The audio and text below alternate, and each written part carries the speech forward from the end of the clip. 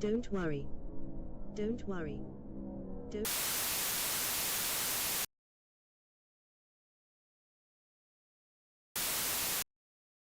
We're going to be switching some things up today, ladies and gentlemen. We aren't going to be covering the typical analog horrors that we usually explore. This time, we are taking a look into its slightly more modern counterpart, digital horror. If I'm being honest, a lot of analog horrors that have been talked about over the years have likely fallen closer under the digital horror genre. If we want to get technical, anything that takes place from the 2000s onward would be classified as digital horror rather than analog.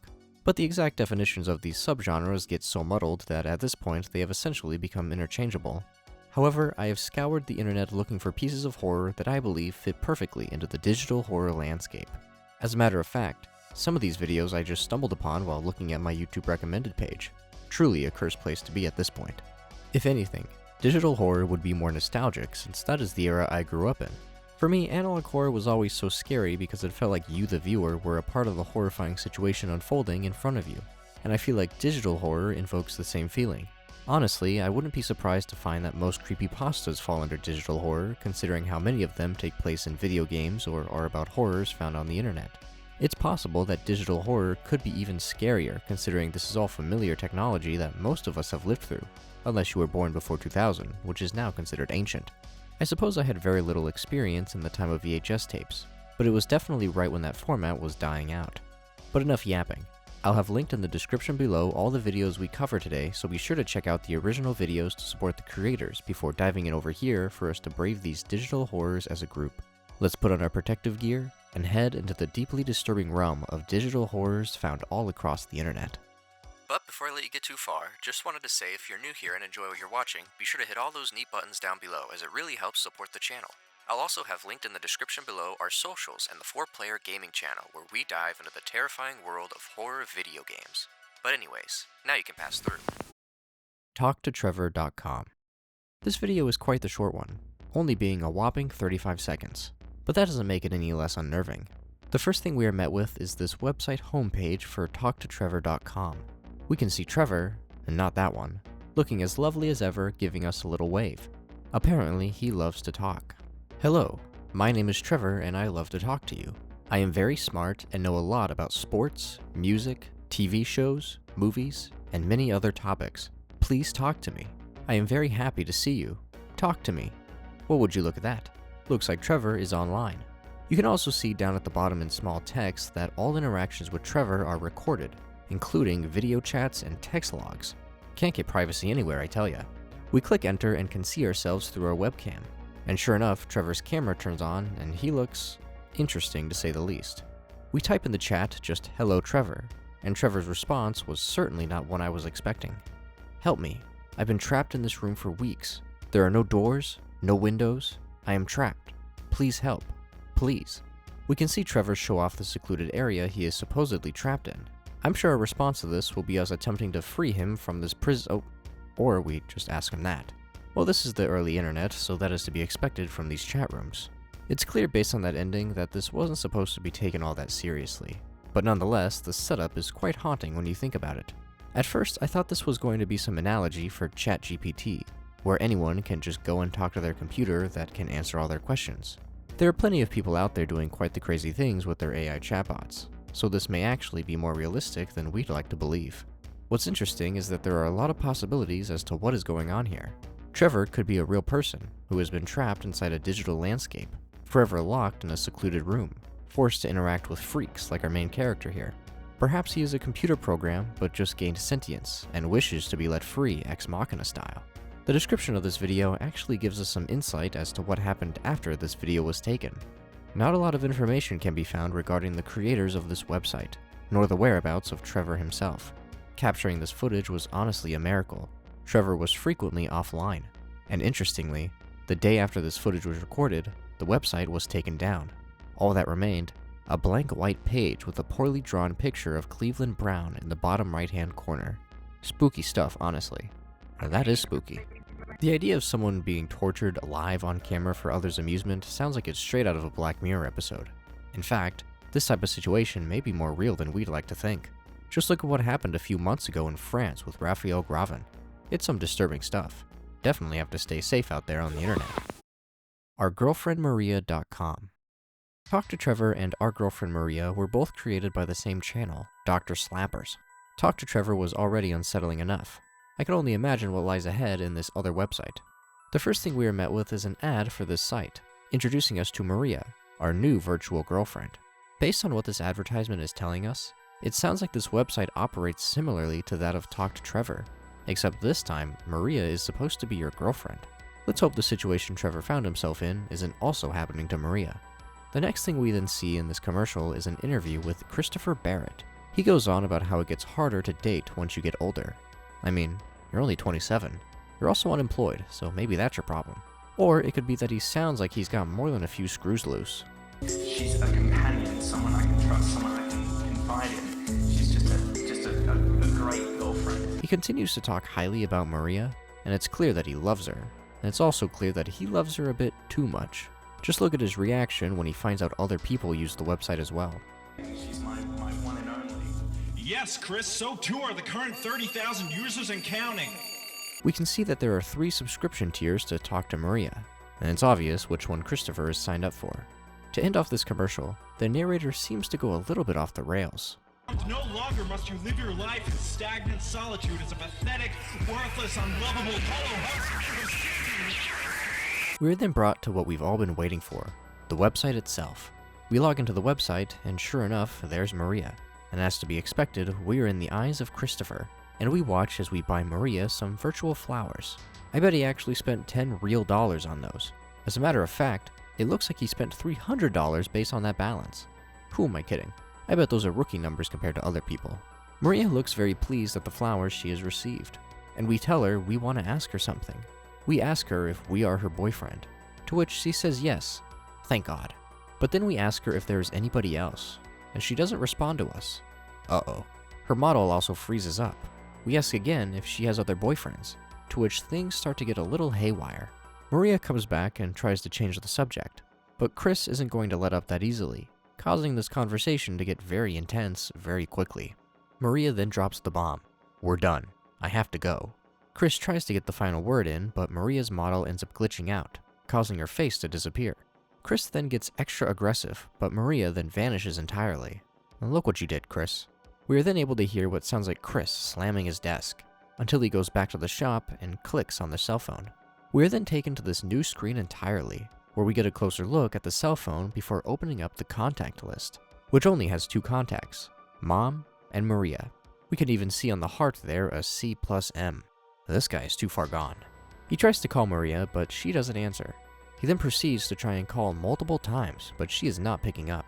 It then looks like his number is now blocked. Text then appears that says, "Looks like you've been blocked. What now, genius?"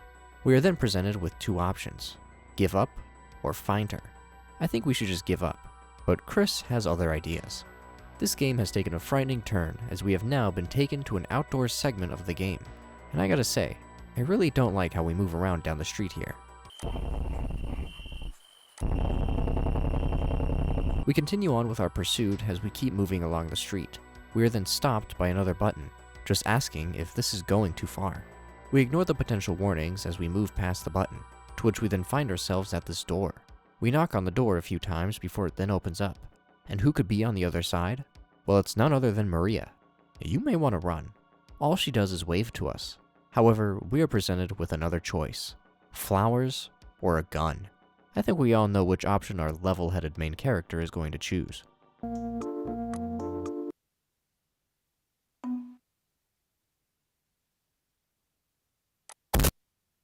After Maria tragically gets blasted, it looks as if the whole browser shuts down, until the website opens back up, and we are brought to this blank page, with text that just asks, "Happy?" We then see as our webcam is then put up on screen, with a little recording symbol in the corner, and then the tape ends. Looks like someone just got caught in 4K. This one was really intense to say the least. The design for Maria was pretty haunting, and the whole premise of this crazy stalker hunting down and killing his virtual girlfriend is wild to think about. Something I hadn't noticed until the rewatch was that while on the website, there is a little warning message at the very bottom in fine print. Your actions will be held against you. There is no privacy policy. The other thing I noticed is we are left with more messages after we continue to keep going further. When we choose to find her, we can see the URL changes to say mistake. Then when we arrive at Maria's door, it then adds big mistake, to which the last page just says pathetic. And I mean, it isn't wrong. I really like how this seems to be some website that tricks people into showing that they may be dangerous. We technically don't really know what happens with the webcam footage after it gets recorded. It could be sent to law enforcement, which I mean, what would they even do in this situation? It likely gets shared around all online. Perhaps it's like that infamous Black Mirror episode Shut Up and Dance. This entry definitely had a lot to offer. It got pretty intense when the conversation with Maria began to get more hostile, and there is truly a sense of dread once we begin to go on our stalking hunt. The scene where we pull the gun on Maria, where all the sound cuts out and her face drops, really is uneasy to sit through. It was mentioned a bit when talking about the Trevor tape, but it's interesting to think that there are people out there that are in relationships with AI. I guess it's good that they can't be tracked down and killed like poor Maria over here. Talking Angela Unfinished Hijacked Build. I am very curious to see what this entry is all about, because I remember quite vividly the strange controversy surrounding the popular phone game Talking Angela. Back in around 2014, a rumor began gaining heavy traction that Talking Angela was actually spying on its users. Since this game was pretty much only used by children, you can see the issue. Granted, we know that just about everything online is spying on you. However, the allegations here were pretty wild. It was alleged that the character Angela would frequently try to get personal info out of you in the chat box, to which freaks can then find out your child's location and kidnap them. I never used Talking Angela. I only used Talking Tom and Ben. But hearing about that incident really made me wary to keep talking to them. Apparently, the app also had a camera function before the app removed that feature, along with the chat box itself. However, it turned out that the whole thing was a huge hoax. Classic internet spreading misinformation. I didn't expect the theme of this video to be online chat-related horrors when I started writing this. However, with all that now out of the way, we can get into this tape created by Vibing Leaf, a creator that has been highly requested I check out before. Our entry begins, and the first thing we are met with is Officer Tom giving us a warning message. This build is public for archive purposes only. This is an old, unreleased build of Talking Angela that contains features with servers that have been exploited, hijacked, and edited for malicious purposes. This build is known to still be provided, even with multiple edits and changes as a disguise by untrustworthy sources, from malicious websites, individuals, and so on. Please do not continue if you do not know what you're doing. We know what we're doing. We load into the game and can see Angela sitting at the table. The text box opens up and we begin to converse with her. We ask her how she is, and she says that she is bored, and asks if we want to play with her. We tell her no, straight up. She tries asking if we have time for her, and we again tell her no. Angela is starting to make it sound like the player and her have known each other for longer than they actually have. She then asks us if we want to talk about something, followed by a little text error afterwards. Do you want to talk about something? We say okay and then ask what that little slip-up was. Angela doesn't respond for a while, but then comes back just to say that we are very nice. They then ask us for our name. Uh-oh. Thankfully, we don't end up giving her our real name. She then asks us what our city is. We tell her it's none of our business. Angela isn't letting up on the personal questions, however, as she then asks us for our age. We tell her 99, and this is when Angela doesn't just accept our fake answers, saying that we are lying as we don't seem that old. We again tell her it's none of her business, as Angela then asks us where we live. The screen then goes black for a second, where the only thing able to be seen looks to be a faint light where her eye was. The game then returns and Angela tells us that we are cute. For a game meant for kids, this is incredibly inappropriate. Angela goes on to compliment our style, and then asks if we can speak for her. We tell her no, and she asks why not. We are firm with our no, but Angela tries to convince us by saying she is a good friend, someone that we can trust. She says that we can tell her anything, as she is always here to listen. The last thing we then see on this tape is Angela just sending the same message over and over again. Don't worry. Don't worry. Don't worry. Don't worry. It's clear that this video took the idea of the game spying on its users and ran with it completely. This one definitely had the least visual scares, but its concept is still as frightening as ever. Trust me, being a kid and being told that a stranger is watching you through your phone camera is a terrifying thought. Hell, it's a terrifying thought now, but we all just accept it at this point.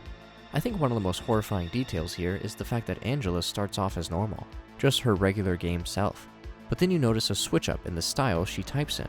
It goes from formal, grammatically correct phrases to the exact opposite, signifying the point where a real person hijacked the game. To which then all the really personal questions started getting asked. What's interesting as well is the scene where the screen cuts out, and there's that really faint spot near Angela's eye. See, it was theorized that Angela's eyes were where you were being watched from in the actual app back in the day. I'm gonna be extra cautious next time I hit up my old friend Ben. If anything, I think this video does a great job with the less is more approach. I was honestly expecting to see the screen start to glitch out like crazy, or perhaps Angela's face begin to have slight distortions. But no, this is just someone opening up this unfinished app build and chatting away at a freaky hijacker trying to pry personal information out of children. It's super uncomfortable to sit through as the questions just get more and more private. It probably hits the most when we tell them our age is 99, and the person on the other end kind of drops the act a little bit to ask why we are lying. Like I said before, I really didn't expect this video to be about digital horrors based around chat rooms, but alas, that's what it became. It's interesting how many spots we were able to hit here as each video took the same idea, yet we're able to have very different executions. Talk to Trevor had our in-game character seemingly aware that they were trapped in a perpetual digital state, forced to talk to creeps online, made disturbing at the idea that this Trevor character could potentially be a real person, someone stuck inside this website, or just a fully aware computer program. Maria was more about those virtual partners, kinda reminding me of that Gravity Falls episode where Seuss just wants to date his anime girlfriend, which this ends up taking a really dark turn when our user goes out and shoots Maria after finding out he isn't the only person she is talking to, and then ending off with Talking Angela, which took a real-life scare and showed us how it could have looked like. An almost 5-minute conversation that was just completely uncomfortable to sit through, flipping the script and making the online world the danger to you. Needless to say, I'm glad that we were able to find some digital horror examples that very clearly are able to be separated from the analog horror sphere. All of these maintained the fact that it was on more updated computers/phones, and takes place on websites that look more familiar to the ones we see today. I'd like to say more modern, but that would unfortunately not be very correct anymore. However, that'll probably be about it for this video. If you haven't already, be sure to check out the original works down below, and as always, be sure to keep on leaving me recommendations down below, whether it be in the YouTube comments or the community Discord, where we definitely aren't spying on you through the webcam. But if you'll excuse me, I need to go have a chat with Tom and Ben about privacy.